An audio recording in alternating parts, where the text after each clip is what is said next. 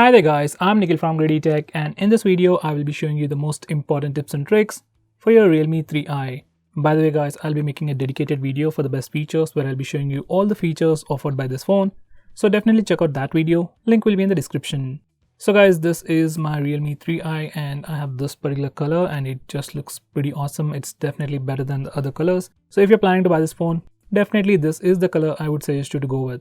Anyway, coming back to the tips and tricks, first I'll start off with the swipe up gestures. So to enable them, go to settings, then select convenience aid and then select navigation keys.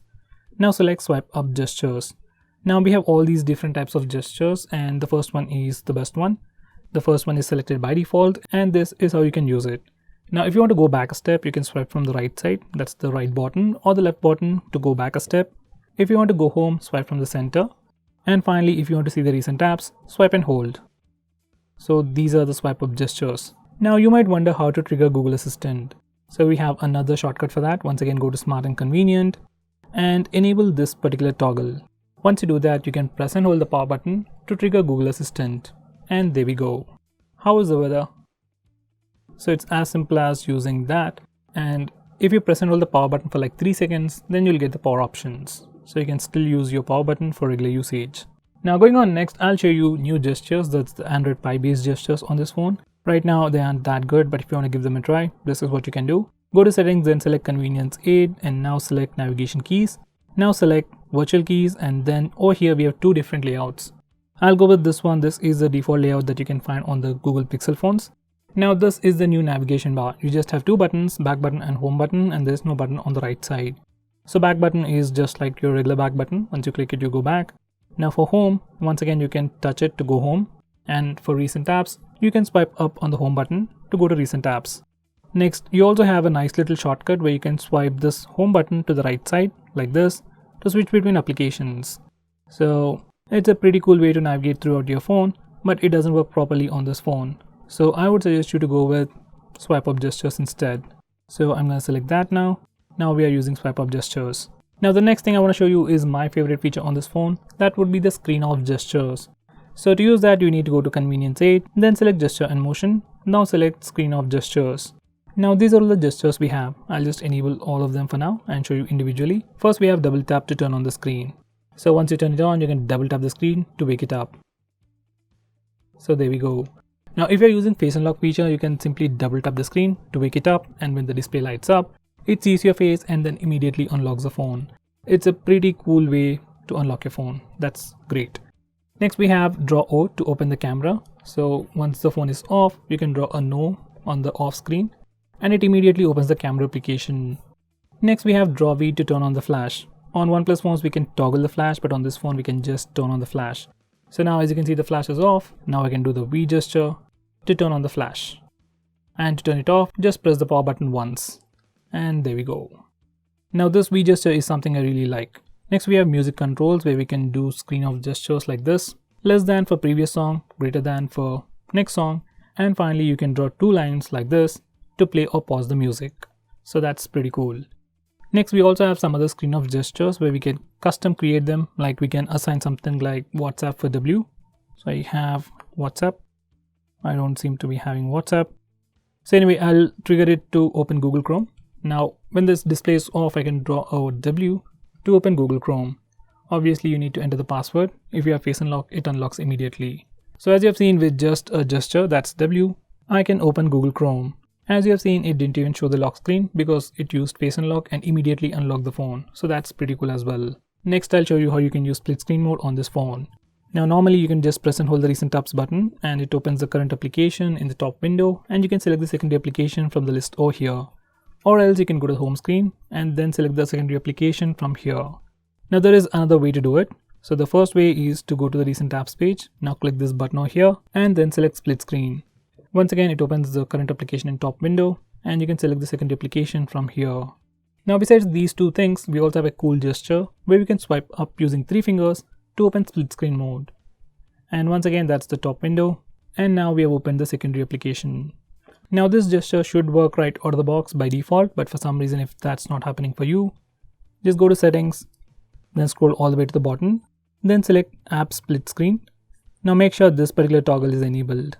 If it is enabled, you can swipe up using 3 fingers to open the current application in a split screen mode. And that's another preview for you. Next, I'm going to show you a unique feature on this phone that's called Smart Bar. You might be able to see this transparent bar on the right side, and you can swipe over here for Smart Bar. Now these are your quick applications and these are your quick actions. First we have a quick shortcut for the camera application, and next we have some other shortcuts for taking a screenshot, and next we also have a toggle for video recording. So that's pretty cool as well. Video recording has started now. And now to stop it, you can either click this button or you can just do that as well. So this is the sidebar and these are your quick applications, and if you want to edit them or add new applications, you can do this and add extra applications just by clicking them like that. And if you don't want any of these applications, once again you can long press on them and then click the minus button. That's pretty much it. So that's the sidebar, and while watching videos or playing games, you can swipe near the notch area or the left side to trigger the smart bar. So that's a cool feature as well. Next, I'm going to show you some interesting camera features. First will be fingerprint shooter. So to enable that, go to settings over here and enable this particular toggle, fingerprint shooting. Once it is enabled, you can take pictures using your fingerprint scanner. Just touch the fingerprint scanner to take a picture, and there we go. It's especially useful for taking selfies. So just touch the fingerprint scanner to take a selfie. So that's pretty cool. We can also start and stop video recording using the fingerprint scanner. So there we go. Video recording has started and now it has stopped. Next, we also have something called touch to capture. So for that, once again go to settings and make sure you enable this toggle, touch to take a photo, and now you can touch the preview window to take a picture. It first focuses the shot and then takes a picture. And once again, it's pretty useful for taking selfies as well. Just touch the screen and your phone will take a selfie. Now the next thing we have is the palm gesture. So once again go to settings and enable the toggle for gesture to take photo. Once you enable that, you can show a palm gesture to take a picture after 3 seconds. So that's the palm gesture. Here's a quick preview once again. Once again, it's pretty useful for taking selfie. Next, I'm going to show you how you can take a screenshot on this phone. So if you want to take a screenshot on this phone, you can just press the volume down and power button both at the same time to take a screenshot, and your phone will take a screenshot. Now if that's a bit hard for you, you can also use this smart bar. Just swipe it and then select screenshot to take a screenshot.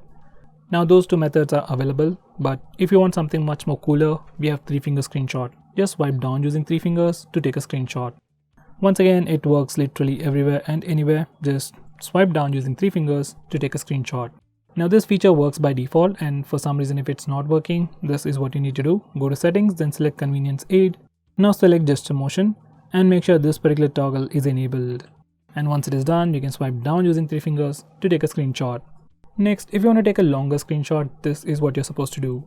First, take a regular screenshot. You can either use the buttons, gesture, or whatever you want. Take the screenshot and then click long screenshot. And now swipe the page slowly, and then it starts capturing the image. And once you're done, just click done and you'll get a long screenshot. So here's the long screenshot. Now going on next, this phone also has a pretty cool feature called smart protection, and to enable that you need to go to settings and then select security, and we have it over here called personal information protection. Now once you enable this toggle, it protects your data like contacts, call logs, messages, and everything. Now for example, let's see which applications are trying to read your contacts. Just select that. Now all these applications are trying to read your contacts. It's okay for all these applications, but why does Amazon need my contact list? So if I enable this toggle, Amazon cannot access my contacts. It'll just see empty page. So that is what this feature is all about. So this is a very unique feature on this phone, and I would definitely recommend you to protect your data. Now this is the recent apps page, and by default, this phone doesn't display the memory usage on the recent apps page. So if you want to display that, you need to go to settings and select additional settings. Scroll down and enable this particular toggle. Display RAM memory information for recent tasks. So once you do that, you can see the memory usage in the recent apps page. Now going on next, if you want to change your default launcher, default browser, and so on, this is what you need to do. Go to settings, then scroll all the way to the bottom and select app management. Now select default apps. Now from this page, you can change your default home screen. That's your default launcher. You can also change your default messaging application, default phone dialer, default browser to something like Google Chrome. You can also change your default music player, video player, and so on. This is something I would definitely recommend you to do. Now going on next, if you want to record calls automatically on your phone, this is what you need to do. First go to settings and then scroll all the way to the bottom.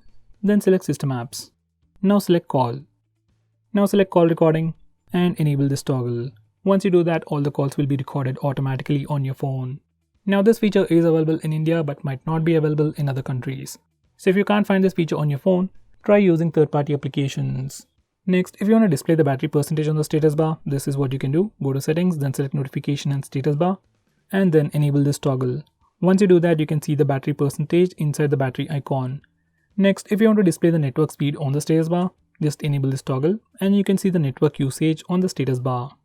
So guys, these are all the most important tips and tricks for your Realme 3i. If I missed out on anything important, do let me know by commenting below this video, and definitely check out my video on best features, link will be in the description.